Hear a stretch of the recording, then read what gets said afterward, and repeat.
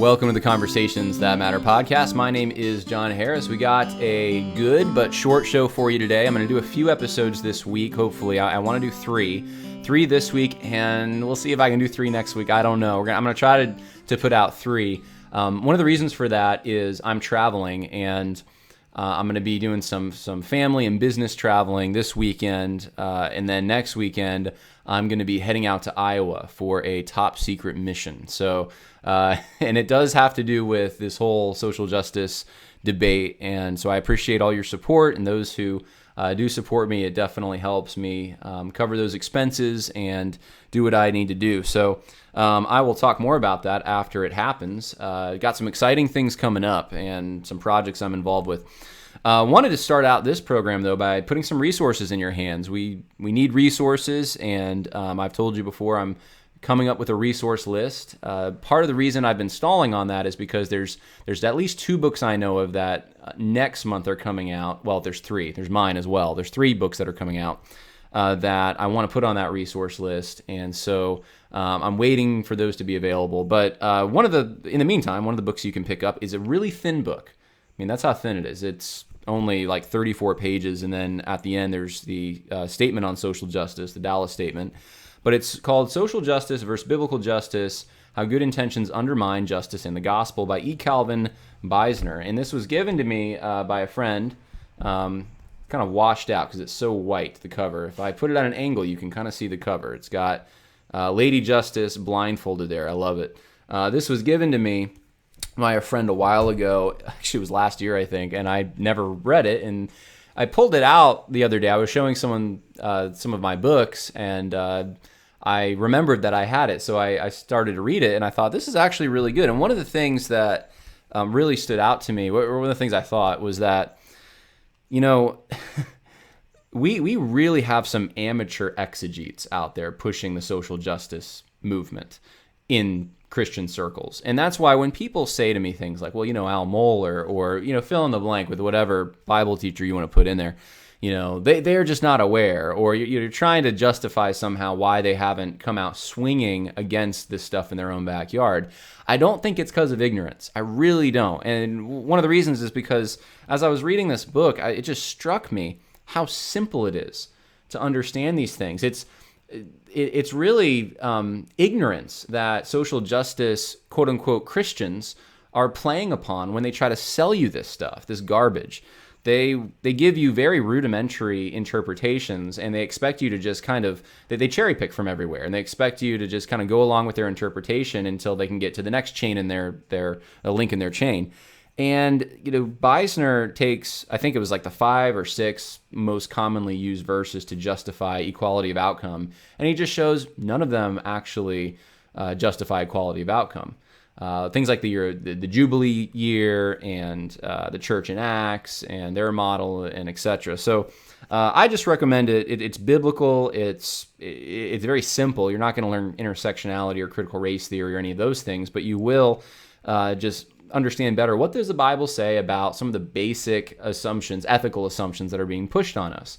Equality of outcome, equity is what they're calling it now. What does the Bible say about that? And so negative and positive rights are talked about in this by Beisner. He does a great job, I think, with just giving you a really powerful little book here, little treatment of the subject. So you're going to want to get that. You're going to want to get that for people who don't want to put a lot of time into this, and they just want to know what the Bible says.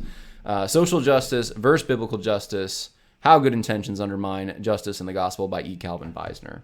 And one last thing I'll say about it, it does have it's like half a page, but it just talks about how if you get justice wrong, then you're going to get the gospel wrong if you're consistent. If you apply your warped understanding of justice to the gospel, because justice is a necessary, you need to understand justice to understand the good news, then you're going to get a lot of things wrong. So another book that I started to actually read today a little bit of, and we'll see how long it takes me to finish it, is called Cynical Theories. Just came out by Helen Pluckrose and James Lindsay. And the subtitle is How Activist Scholarship Made Everything About Race, Gender, and Identity, and Why This Harms Everybody. I'm very grateful that there's some books like this. I'm grateful this book came out because it gives us some definition. As far as I know, Pluckrose and Lindsay are both, I think they're atheists. I don't want to talk out of turn there. They're either agnostics or atheists, or I think Lindsay's an atheist, but so they're not Christians, just so you know, but they're helping define what's going on around us because they understand. They were in that world. They were in the academic setting, and so they help bring some definition to it. I've started taking some notes on it in the margins, and I could tell within maybe two or three pages that, okay, this is not coming from a Christian perspective. And, ultimately, whatever solution they have at the end, which I haven't gotten there yet, they kind of teased it, it ultimately is going to have to fail if they don't have it on a Christian foundation, if they don't have it on the God who actually created this place, who is immaterial, absolute, unchanging. His rules apply to everyone. You're just not going to be able to get back to the kind of liberalism that they want to get back to, which was running off of the momentum of a Christian understanding of life, Christian philosophy, and that understanding is hitting a brick wall now, and so it's very good though as far as describing what has taken place since. I think they start out kind of like in 1950 and they bring it up through the present. So I'm already in the chapter on postmodernism, which is the first chapter. I read the introduction, and I can already say that I would recommend it as long as you're realizing where it's coming from. This isn't a Christian response. This is just to understand in more detail the advancement of how postmodernism has interacted with Marxism to produce what we have now. So I wanted to throw those things out there for you. Hopefully that's helpful. I know one of the biggest questions I get is, John, what are some resources? And so there you go. There's 2 more resources for you to look at. This was interesting to me. Speaking of James Lindsay, I had heard that James Lindsay also got a similar email, but I got this the other day, about a week ago, I guess now, and I wasn't going to show you guys, but when I heard James Lindsay had gotten the same kind of message, I just chuckled to myself. So this is from someone named Deshaun Williams. Never heard of this guy. And the subject line is racism complaint.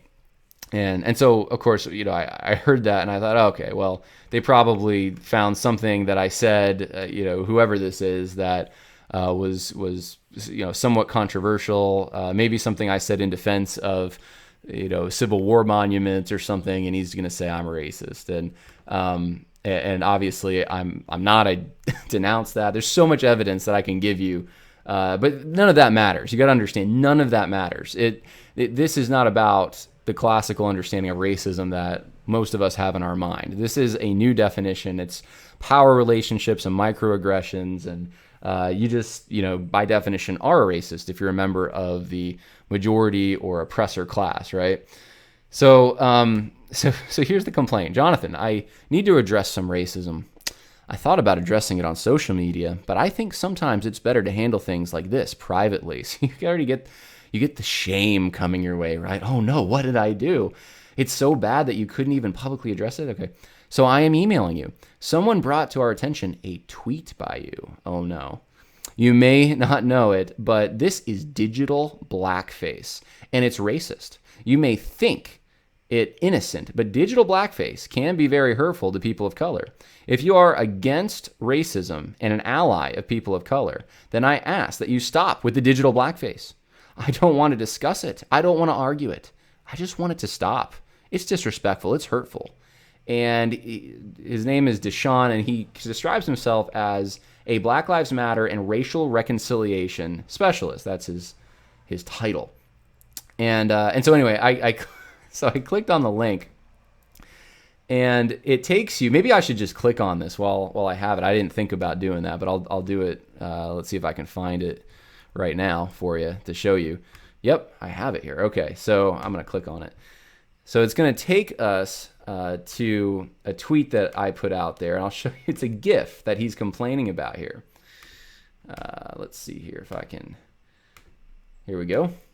So this is the GIF, and so it's a disco club in the 1970s, and I think most of the people in this video, if not all of them, I guess the people dancing certainly they have some African lineage in them, and they're doing the disco moves, right?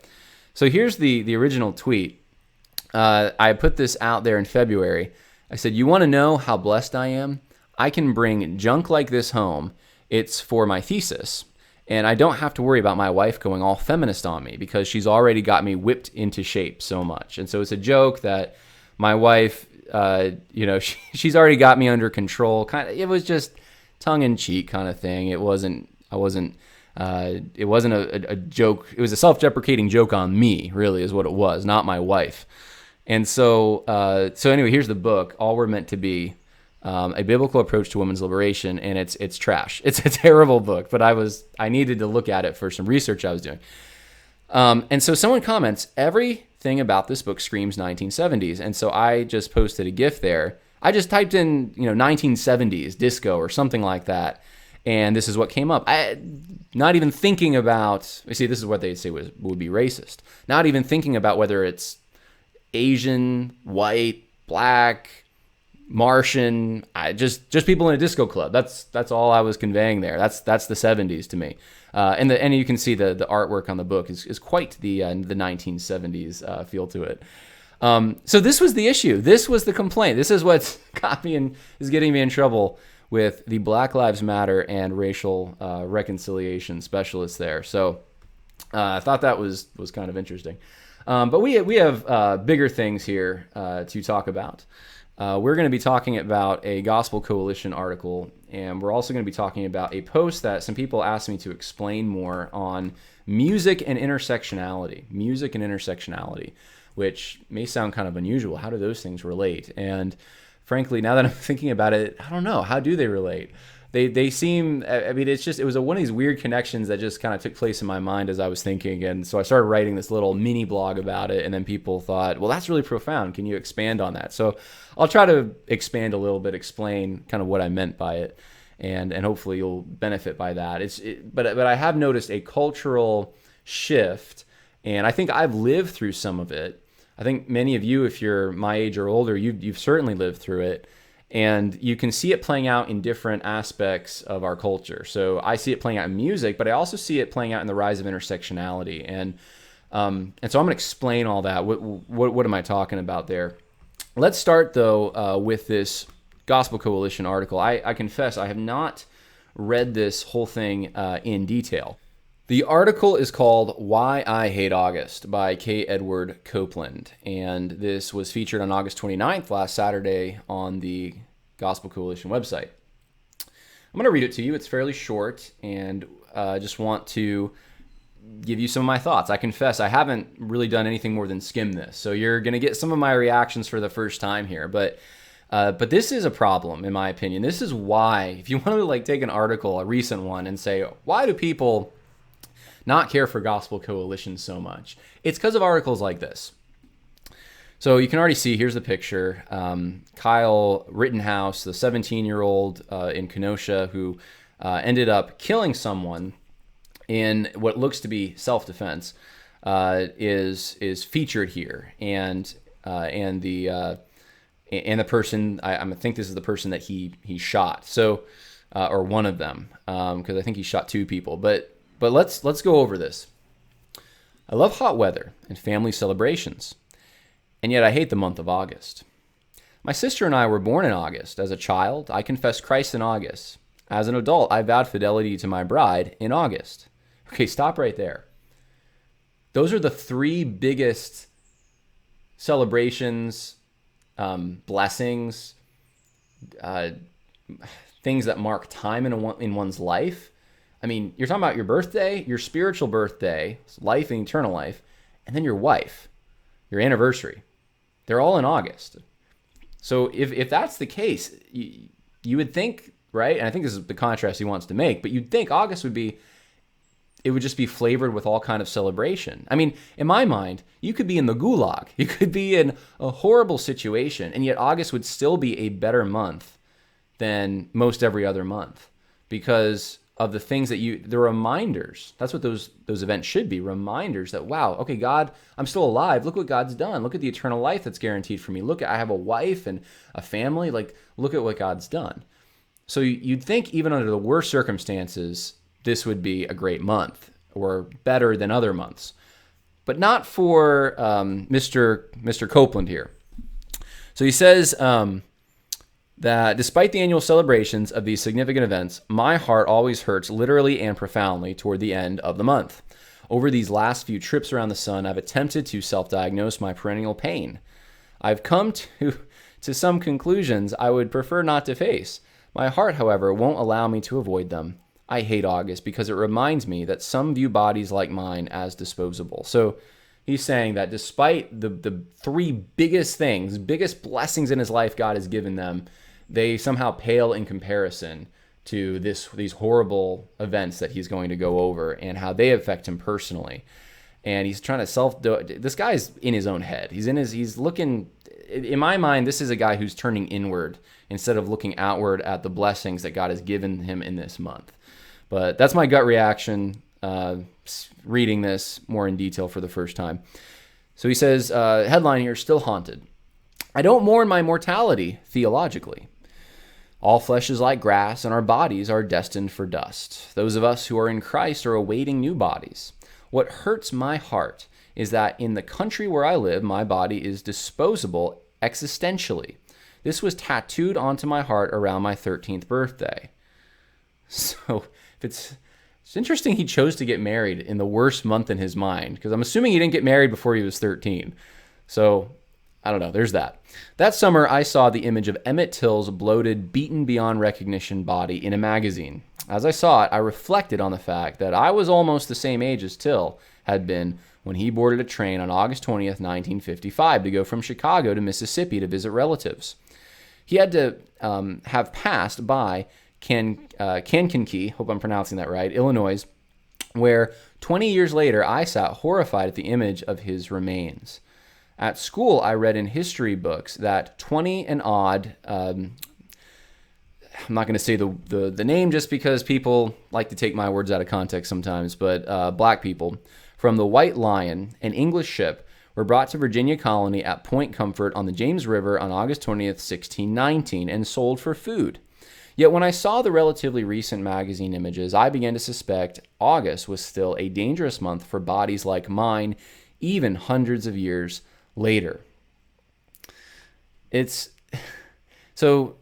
interesting to me a little bit, just because he doesn't have any direct experience. He's actually saying things that he has direct experience with: his birthday, salvation, marriage. Those are not as profound and deep in his consciousness. They don't make as big of an impact. He uses the word tattoo as events which he wasn't even at, which but he has a stronger connection to those events. That tells you something. That really does tell you something. And I think social justicians would try to say, well, you're just an individualist, and but that's the actually part of the problem, is that your identity within this group and the oppression to that group is so strong, it can trump even your salvation experience and the celebration that should be. It can trump your wedding and the celebration that should be. That's a problem, guys. For in my mind, like for the Gospel Coalition, that's the name of this website. It's all about the gospel and how the gospel brings light into the world. The world loves darkness, but this is what Christ brought. It's a good news. It's for celebration. And this guy's down in the dumps, despite the fact that this is the very month when he should be celebrating that he has been saved by Christ, that the gospel has come into his life. And yet they're giving this guy a platform on the Gospel Coalition to write. He continues, this suspicion is reinforced annually. Every year I actually read Dr. Martin Luther King's speech from the August 28th, 1963 March on Washington. I'm always struck by the same line: we can never be satisfied as long as the black person is the victim of the unspeakable horrors of police brutality. The fact that 57 years later we're still saying the same thing, albeit in different ways, is maddening. I wouldn't have room to finish this article were I to list all the hashtags of unarmed black and brown bodies who've been killed by law enforcement without the benefit of due process or a trial. Can I just say something that's a pet peeve of mine?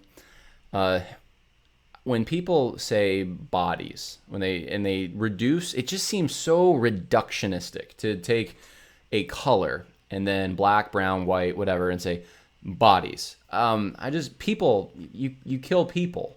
I realize their souls continue, but this is new language when we go back to this bodies language, and it seems almost dehumanizing. These are the same people that complain about dehumanization, but that's just my personal pet peeve when people use that language. Let's keep going here, though. They've been killed by law enforcement without the benefit of due process or a trial as Hurricane Laura decimates the South. I'm also haunted by the black and brown bodies that were stranded on rooftops during Hurricane Katrina in August 2005. He's just tying a bunch of things together here that he wasn't part of. He wasn't. He didn't have any firsthand contact with any of this stuff, and yet a hurricane, indentured servants from Africa, and Emmett Till, those incidences, and he just kind of vaguely mentions police shootings, etc. These all just sort of play into the same narrative for him, and it's kind of curious because is it about injustice? I mean, is Hurricane Katrina then part of that? I mean, people said at the time, even Kanye West said at that time, a different Kanye West, that President Bush hated black people and Bush was in trouble because he was racist. And I mean, is that what he's getting at? That Bush didn't care and so he didn't send FEMA? Which, by the way, it seems like it's after Katrina that FEMA now is responsible for all disaster relief. It wasn't like that. There was a time it wasn't like that. That wasn't the job of the federal government. I'm just telling you. So after the past few months of horrible racial atrocities, when this August comes around and I watch a video of a police officer pumping 7 bullets into an unarmed black body, my heart hurts all over again.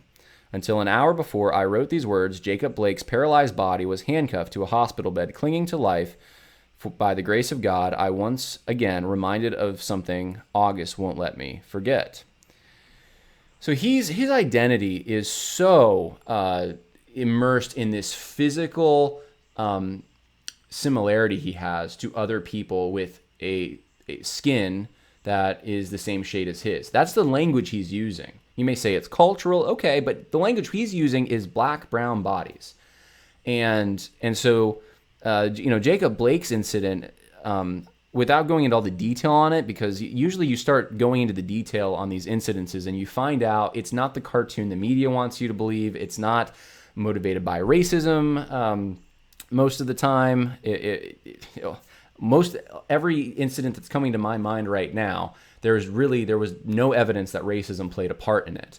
And usually, there was a justification of some kind. There was a self-defense or a thought that, even if they weren't being attacked, they thought they were, or there was some problem somewhere.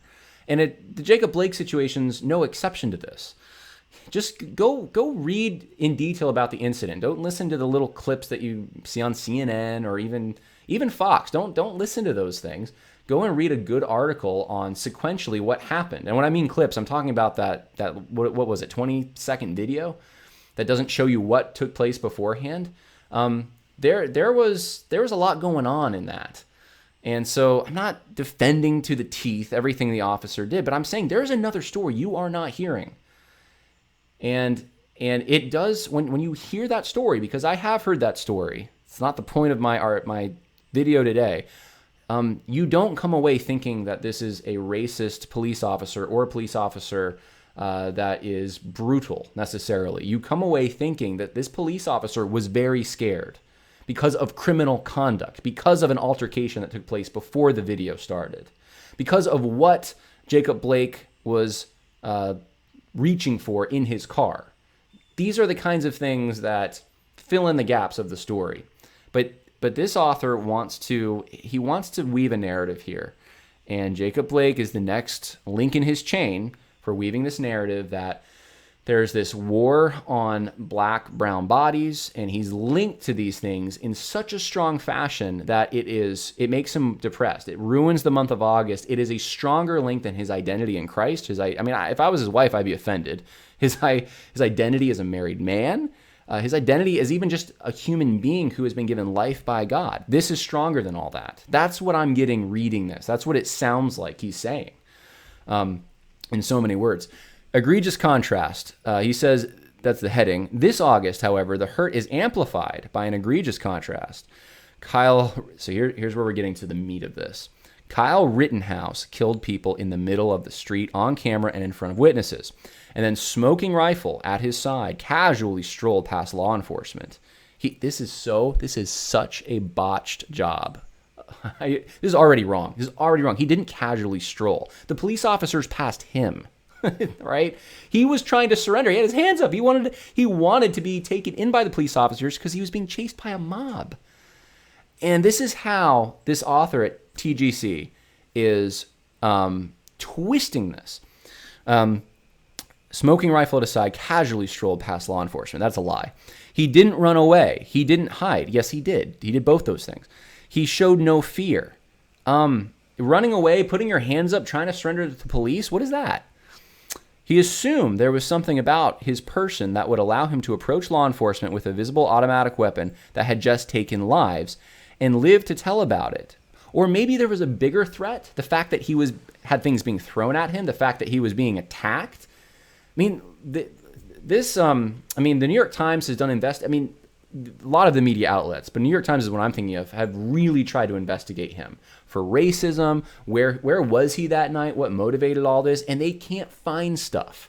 He supported the police. He supported like the Blue Lives Matter thing. That doesn't mean he's a white supremacist. That doesn't mean any racism played any part in any of this. Earlier in the night, he was even giving water out. He was assisting people who were protesters.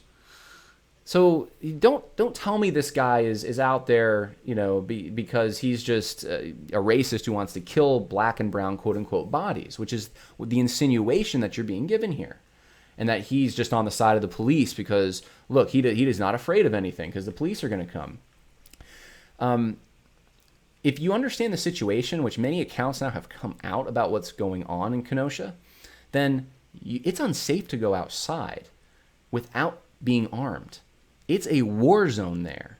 There was a Christian rock artist, I can't remember his name now, who came and did an interview the other day about it, and he was saying, look, at night, like I was by my window with my AR-15, just waiting to defend my family. And that's how it was. People from outside the city are coming in and creating all kinds of problems. And there have been many deaths now. There have been many injuries. There's been a lot of property destruction. And when you don't have a police force that's capable, these guys just pass by Kyle. When you don't have a police force that's strong or capable enough of dealing with this situation, then what are you going to do? Well, you're going to be armed. And if you're going to try to go out there and you're going to try to defend your city, to be honest with you, the men who are out in Kenosha defending their city and trying to bring some semblance of law and order of some kind, some deterrent against the mob, they're to be commended. But instead what we're told is that they're just a bunch of vigilantes, they're white supremacists, there's all sorts of slander going around about them. But is there any evidence for any of this? Or are these just regular guys who, when there is nothing to protect them, they're going to go out and they're going to stand against the mob that wants to destroy their businesses and their homes and maybe kill them? Kyle Rittenhouse reacted when a mob chased him and he heard a gunshot. If you watch the video, the evidence isn't that he just is out there trying to kill people and he thinks the police are cool with it. No. He's being chased. He's trying to get away, and he has people all over him. People trying to beat him with a skateboard, throwing things at him. He hears a gunshot. He doesn't know what direction everything's coming in. And some people have commented, he's 17. What's he doing out there? I agree. I don't know what he's doing out there. But consider this. You can go in the military with your parents' consent at 16. The next year, you don't need your parents' consent at 18 to go in the military and actually go break things and kill people for the United States.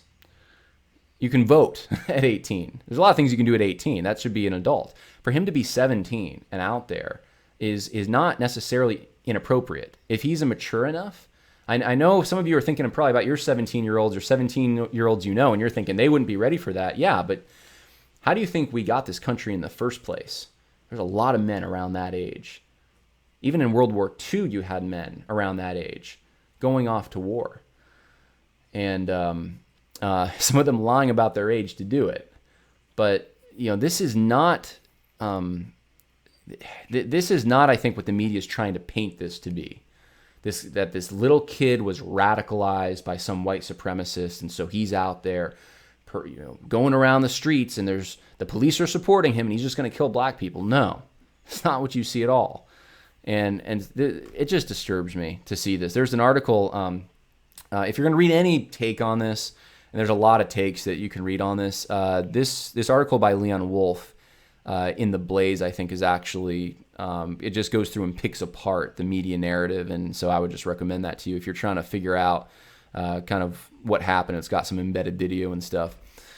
But all that to say, TGC didn't vet this. They're letting this guy, this author, just repeat the lies, and he's going to string this along, slander this Kyle Rittenhouse, his name, and string him along with all the other evidences of people trying to kill black and brown bodies in his mind, or neglecting them.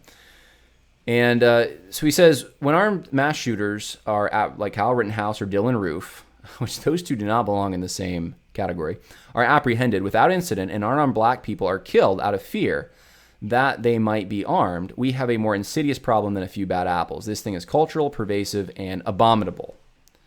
So that's the conclusion. This culture stinks. It's the new left critique. We're terrible. This is all of America. We're just all like this. And all the logical jumps and contorting you have to do to get there is shameful for someone who claims to be about truth and for a website that claims to be about the gospel. If your default impulse is to try to justify the 7 or 8 bullet holes in Jacob Blake's body, he's no angel. What was in his system? He was probably reaching for a weapon. He should have complied. We don't have all the facts. Just consider the facts we actually do know about Kyle. He took lives in front of physical and digital witnesses. He's alive. No bullet holes in his body. He will be charged and tried in court, not on the streets, and it should be as it should be in a just society. Yes, there should be due process. Exactly. That's what should happen. We should, until all the facts are presented, we shouldn't hasten to condemn someone. And the facts that we do know contradict the narrative that's being brought up here. That's part of the problem here. The inconsistency between how these two bodies were treated in Kenosha reinforces my childhood suspicions. So he's viewing the world through this lens of physical race. I'm saying physical because he keeps saying bodies. Now, I know that CRT it's not physical, it's not genetic, it's power structures, etc. I know that's what he's getting at here, but he keeps using the word bodies. So this is what he's using. He's viewing the world. This is sad. This is so sad to me that he views the world this way. It distorts his reality, and he can't even enjoy the things God has given him, including the gospel in his life on the Gospel Coalition blog. Those who claim my same convictions about Christ will be the first and loudest to castigate me for these observations. They'll be the most proficient at finding some excuse for Rittenhouse. It's not an excuse. It's not an excuse when you're neglecting what actually took place and the facts don't suggest what the narrative you're weaving. That's not an excuse. The most cavalier in discounting my trauma, the most eager to somehow find a Marxist or critical race theory connection in my reflections. And that hurts my heart, literally and profoundly. Here's the thing. This is the message he wants to send. This is to neutralize people who would complain about Marxism or critical race theory, because they're insensitive somehow to the pain. And so it's playing on compassion, heart. It's plucking on your heartstrings to try to say, hey, if you correctly identify that someone is using categories of critical race theory, and that hurts them, well, you just shouldn't do that. Now, some people have called this Marxist fragility, right? A playoff of white fragility, because white in critical race theory thinking, right? In D'Angelo's book, White Fragility. Then if you're white and you have power, then you're racist, right? That's just all there is to it. And if someone calls you that and you get defensive, well, that's white fragility. Well, this is Marxist fragility, like the real kind, not a fake kind of white fragility because of a new definition of racism. If someone actually is using categories of critical race theory and someone points out, hey, those are categories of critical race theory, and you get all bent out of shape about it, maybe you're a little sensitive. Maybe you should listen to that wisdom. Maybe you're the one that's making excuses, not for Rittenhouse, but for the mob that was charging him. Maybe there's another way to look at this. But he is the one that's actually being aggressive. Edward Copeland, the author here, Edward Copeland, he is going after anyone who would try to correctly identify why he's thinking the way he's thinking about this, where he got those concepts and categories from, those who would try to bring just about a factual understanding and support due process. He's going after them. He is attacking them in this and accusing them of being insensitive, essentially. Actually, in some ways, he's almost insinuating that they're racist for doing that. So here's how he concludes it. I hate August because I have a growing suspicion that no video evidence, no panel discussion, no theological argument will convince some to live out what we know to be true. God did not color code human dignity and worth. I wish he understood that and applied what he just said. Black and brown bodies are made in his image, like all others, and should not be desecrated or treated as disposable. God help us to see one another as you see this. Yeah, absolutely. They're not disposable. And the so this is what we call a straw man. You could almost say he's weaving a false dichotomy here as well, but this is not the issue at question.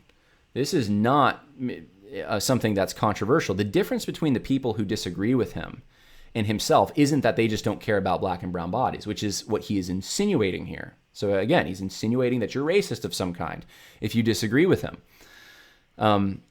That's what I think he wants you to take away from this. He wants that there's a guilt that he's laying on you. There's your responsibility for his pain that he's laying on you. If all you support is due process and you just want the facts to come out, and you don't weave this contorted narrative that he's trying to weave here. But he's Gospel Coalition articles. I've seen a couple of them that do this. A lot of the neo-reform guys that are social justice led, they love to go back to like, hey, we're all made in God's image. Yep, that was never a controversy. That's not the issue in question. Of course, we're all made in God's image. The issue in question here is, number one, is there actual systemic racism that motivated the actions of Kyle Rittenhouse? And is he part of that narrative? And is he motivated by this? Is that what's actually going on here? Or is there something else going on? Let's have a discussion about the incident. That's the issue in question. And so this is a moral posturing to produce guilt in people who don't go along with the narrative. And it's acting as a club, really. So this is totally disingenuous in my mind. This is a terrible article by the Gospel Coalition. And not to say that they never have anything good. They're, once in a while they do, but I'll be honest, guys, this ruins it for me. And this is one of the reasons that, I've done a few articles or, videos on the Gospel Coalition and some of the things that they've put out there. But, this kind of stuff, when it comes up, and it comes up semi-regularly now, it ruins the whole thing for me. The fact that this could get past the editorial process for a website that's supposed to be about the gospel.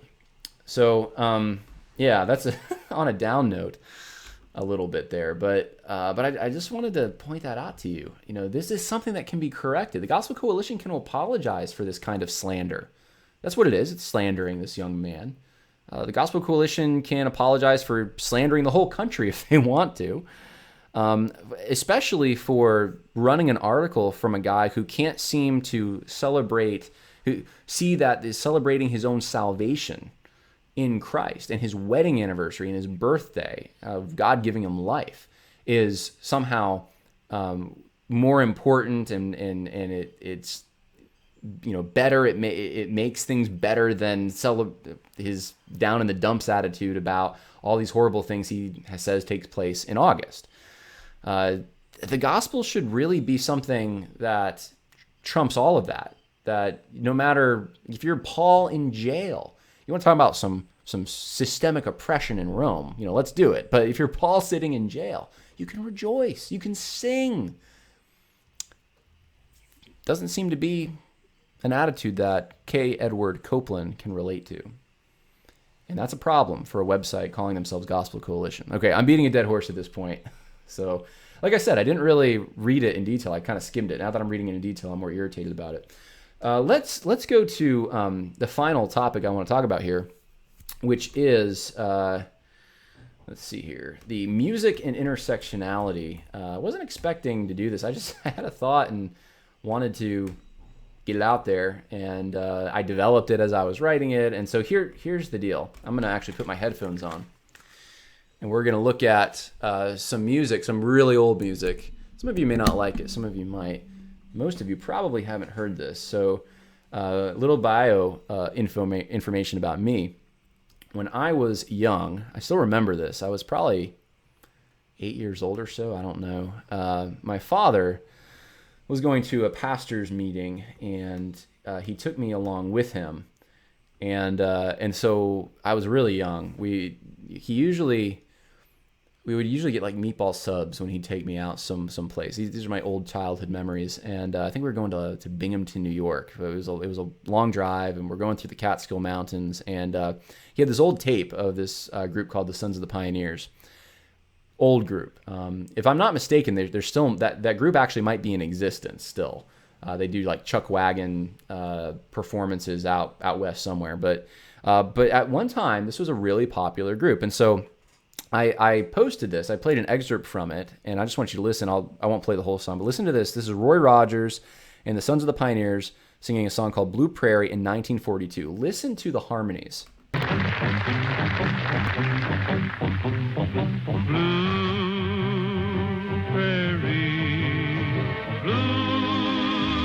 The skies, blue are the sides of a night wind falling. This is 1942, and this was a popular song at the time in what would have been known as country and western music. I mean, can you see this being sung at all in today's country music? This kind of harmonization? No.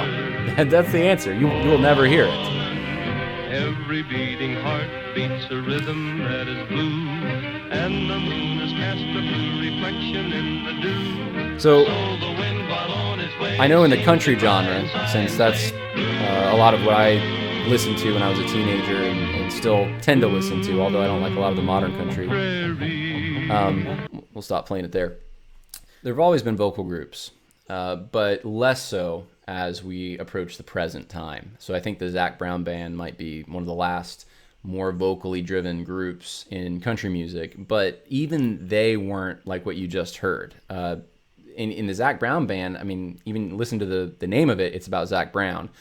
And in pop music, this is even more pronounced. It's about the individual being platformed and their unique sound. And if there is any harmony, it's the volume's turned down, and it's the whole band is trying to promote this one individual. So there's a lot of hero worship. I mean, everything plays into it, not just sound, style, all sorts of things. And so what does this say about us is the question. I did a music. I was a minister of music at a church for a while, and I had to think about some of this. I actually sort of started fulfilling that role after, in some ways after. I mean, the transition was still going on between hymns and contemporary. And so I had to think through that whole issue. And one of the things, there's many things that I thought about, but one of the things I was thinking about was that there's a reason. I think of Chesterton's fence, right? You don't move a fence unless you ask why was the fence there in the first place? Well, there's a reason that there were hymnals in the first place. Now, obviously, they didn't have the technology we have. They couldn't just put words on a screen, right?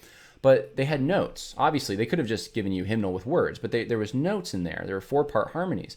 You were expected to know your place in a vocal arrangement. And so back in 1942, from the clip that I just played for you, people would have known where they fit, by and large, in a vocal arrangement, even if they couldn't read music. And reading music was actually something that you would have learned in school, and if you didn't learn it in school, you learned it in church. It was something that was part of the fabric of the culture itself. And I would like to suggest we've lost something in not knowing our part, not knowing where we fit into a vocal harmony or an arrangement. And it takes away an element of complementarity, because what that does, that teaches you that if you don't have the melody line, if you're a bass, let's say, I'm a baritone, so I'd usually get stuck trying to sing bass lines in choirs when I couldn't quite reach it. But if you're a bass, then you got to understand, okay, you're not going to probably be a soloist with the limelight, but you're really going to add to it. You're going to be, because you're part of something bigger, and that's the point. So there's a complementarity that you learn, and it's not a complementarity that's rooted in something you chose necessarily. This is just the way it was. You were born with the voice you were given. God is the one who ordained that. So you have actually a gift. There's something positive you contribute, even if it's not being the star on the stage. And everyone, for a long time, people who knew how to read music, knew where they fit in a vocal arrangement, they knew that. You go to church and you sing and you can pick up the hymn book and it sounds beautiful. I was actually at a Mennonite church a few weeks ago. It was absolutely beautiful because everyone knew this skill still. They still taught it at their Mennonite school. And so when they sang, they didn't have any instrument and they immediately all fell into line. And I was very impressed. And I probably shouldn't have been, because that was the way that things used to just be. But because I'm not used to it, I think we've lost something. Now, how is this going to connect to intersectionality? I'm going to bridge that gap. I'm going to show you. Because it's not a direct connection. It's just, there's been a shift towards individualism. Now, I know leftists love to knock individualism, but as a philosophy teacher once told me, leftists, progressives, is I think what he said they love to, they accuse people of what they're guilty of. So it's projection. They love to engage in projection, whether they know it or not.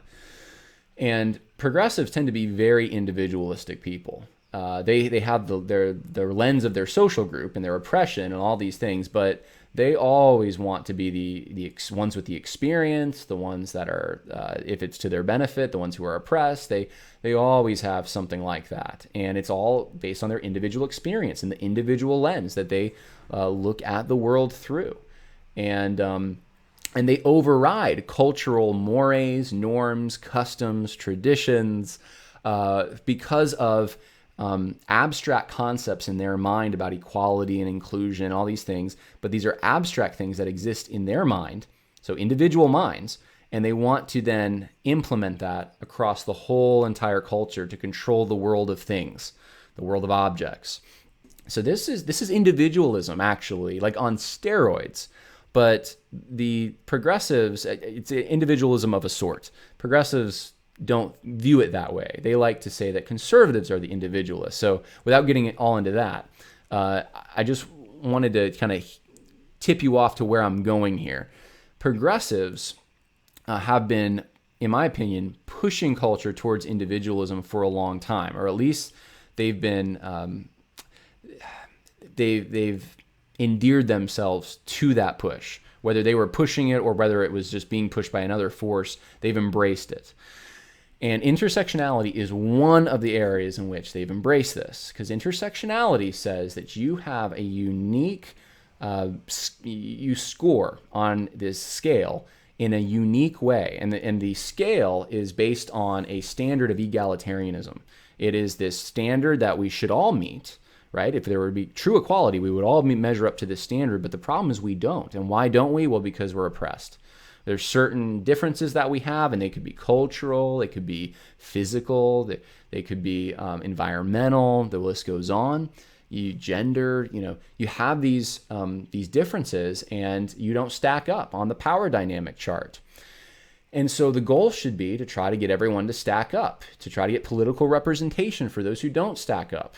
That's identity politics. But you're unique because you have interacting different strands of identity that make up where you fit on this chart. So, for example, if you are a left-handed person, well, there's a bit of oppression perhaps against you because we live in a right-handed world. But if you're also a minority, racial minority or something like that, well, then you're more oppressed. You have a different perspective too than someone who's just left-handed.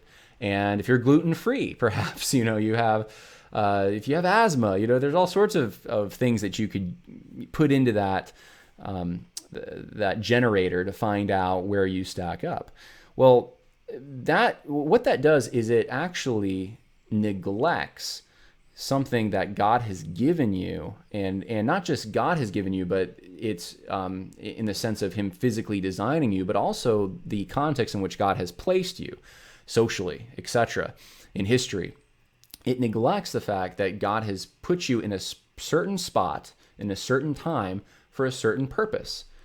And you're supposed to live in that time being thankful to God for what he's given you life, and he's given you purpose. And so there's actually joy that can come from that, because the goal isn't just to attain this standard that you will never attain and to be jealous of all those who have attained it. But actually the goal is to fit into the plan that God has. It's a tapestry. And so God has sewn you in. You're one thread in this tapestry, but you have unique abilities. Even if you have things that are detriments, you also have abilities. And sometimes detriments can be abilities. Detriment in one area can be an ability in another area. Just like someone who, doesn't sing the melody, but they can sing the bass line. That it complements the melody. It makes the sound fuller, just like the sound you just heard. And so I live in a world, this is the world I want to live in, and I do live this way, I think. I live in a world where we're all different. And like liberals say they want to embrace diversity, but here's another projection for you. They don't. They don't believe in real diversity. They want everyone to be the same.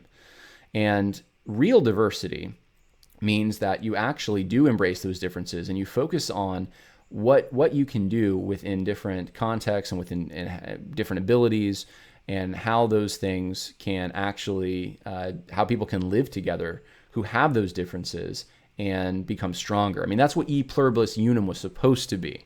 And out of the many, one. But right now what we have is we have out of the many, many. We're in our little ghettos, and we... in the United States at least, and I think throughout the Western world, and we're being shoved into those ghettos, those intellectual ghettos, those epistemological islands, as one person I know says, because of critical theories, and intersectionality is certainly part of that. So you're isolated more, and people want to be isolated. They want to be isolated, but they want to be the star of the show. Whether that means that they're the most oppressed, so they have the most knowledge because of their oppression gives them knowledge, or whether they want to be the soloist. They want to be the rock star who's on stage and everyone just looks to that one person. And instead, I suggest that there's a better way. There's a better way to live. There's a better way to view reality, and that's in looking at the design that God has put there right in front of you, right in the context that he's put you. How do you obey the commands he's given you? How do you fulfill the desires and purposes he's given you within the context that you have? And some desires might have to die because they're not possible in that. That's a good way of knowing that's not God's will. If you're a man and you want to be a female, well, God didn't make you that way. It's a good chance, not even a chance. It's just a good way of knowing that, well, that's not God's will. So what can you do as a man? What can you do? And that's an extreme example, but it can apply to all sorts of other things. If you want to be an artist, I mean, I wanted to be an artist when I was really little. I can draw stick figures okay. Not going to happen. It's just, that's not who I am. But God gave me some other abilities. And so I want to invest those to the best of my ability while complementing others. That's the idea of a church. It's a body of believers. The hand can't say to the eye, every body part is important. And so that's really all I was getting at, was that we have shifted from thinking of ourselves in a unified fashion in terms of particulars and universals, right? And like I'm drawing on Platonic thought, the world of forms, but you have universals, you have the mold for what things ought to be, and then you have the actual things. And they don't always measure up, but that's the world that we live in. You have universals, you have particulars, principles, and then the objects. And we used to live in a world that was, I think because of Christianity, especially, that held those things together. That's really, a lot of this is based in the Trinity, but you have particulars, you have universals, and we've lost universals. We don't have universals anymore. We have particulars. We have individual things, and we have no way of relating them together. And if you wonder why social, even just people, not just social groups, but people have a hard time talking to one another, I think that's one of the reasons. We've lost the ability to do that, partially because of this philosophical turn. A lot more I could say about that, but some people were curious about that mini blog that I wrote, and so there you go. Now either you're gonna hate old Western music, or you're gonna be looking it up. So there's hopefully I did a service by enriching your lives with that little clip. One last thing, question. I've got some questions from some patrons, and I want to answer these over the course of a few videos. So here's the question today. As we've seen with church closures and state restrictions, we have a lot of church thought leaders who have been silent or even critical of churches like Grace Community Meeting. That's John MacArthur's church, for those who don't know. Is this rooted in that same pandering we've seen on Never Trump or Revoice to be accepted by the world, or is something else going on in Big Eva? So the question is the COVID-19 thing related to the political liberal shift? Revoice is the sort of the same-sex Christianity normalization of homosexuality within Christianity Conference. So that's really the question. And yeah, I think they are connected. I do hear, some people like to say it's all just pragmatism. It's not just all pragmatism. That's not what this is. Yes, pragmatism does play into things, but this is not just all pragmatism. It's not all about what works. It's to grow your church. I mean, a lot of people are making very stupid decisions. A lot of pastors. It's foolish from the standpoint of you're trying to keep members. Why in the world would you go full-blown Black Lives Matter? You're losing your conservatives. But they want to do that. Churches that are being destroyed right now over this. This is happening. And so I think there actually are some principled operatives. Now, there's a mixture, though. You have some people that just think this is where things are going. I'm just going to go along with it.